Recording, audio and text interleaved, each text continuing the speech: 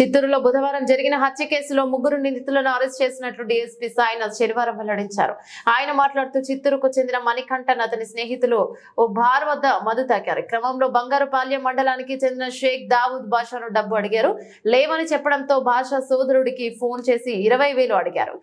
ఆయన కూడా లేవని చెప్పడంతో బాషాను బండరాయితో కొట్టి చంపేశారు. ఇంద్రానగర్ కాలనీ నుంచి రాజు కాలనీ పోయే మట్టి రోడ్లో సంతపేట దగ్గరలో రాజుగుడి వీధి వెనకాల మట్టి రోడ్లో ఒక యువకుని శవము చంపబడి మనకు స్థానిక జిఎంఎస్కే ద్వారా రిపోర్ట్ వచ్చినది.